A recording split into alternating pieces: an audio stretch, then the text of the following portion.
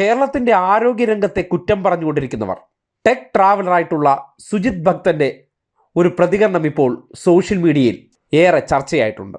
Europe സന്ദർശനത്തിനിടെ തനിക്ക് അസുഖം ബാധിക്കുകയും അതുമായി ബന്ധപ്പെട്ട് ചികിത്സ തേടാൻ പോയപ്പോഴുണ്ടായ ദുരനുഭവവും, ചികിത്സ നിഷേധിക്കുന്ന സാഹചര്യം എത്തിയപ്പോൾ അവിടെ നിന്ന് ജീവനും കൊണ്ട് ഓടി കേരളത്തിലെത്തി ചികിത്സ തേടേണ്ട ഗതികേടിലെത്തിയ ഒരു അവസ്ഥയും വിശദീകരിച്ചുകൊണ്ടാണ് കേരളത്തിലെ ആരോഗ്യരംഗവും ചികിത്സയും എത്രമാത്രം ഗുണകരമാണെന്നുള്ള അഭിപ്രായം സ്വന്തം അനുഭവത്തിന്റെ പശ്ചാത്തലത്തിൽ അദ്ദേഹം തുറന്നു പറച്ചിൽ നടത്തിയിരിക്കുന്നത്.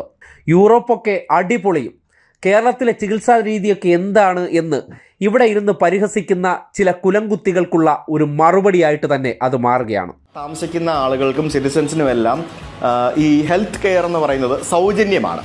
അതായത് നമ്മുടെ നാട്ടിൽ നമുക്ക് സൗജന്യമല്ലല്ലോ, നമുക്ക് ഗവൺമെൻറ് ആശുപത്രിയിൽ വളരെ മിതമായ നിരക്കിൽ നമുക്ക് കിട്ടുമെന്നുള്ളതാണല്ലോ നമ്മുടെ നാട്ടിലെ ഒരു പ്രത്യേകത എന്ന് പറയുന്നത്. സൗജന്യമായിട്ടുള്ള ഒരു കാറ്റഗറി ഉണ്ട്, പക്ഷേ ബാക്കി സാധാരണക്കാരന് വളരെ ചെറിയ നിരക്കിൽ നമുക്ക് ഗവൺമെൻറ് ഹോസ്പിറ്റലിൽ നിന്ന് നമുക്ക് ട്രീറ്റ്മെൻറ്റ് കിട്ടും.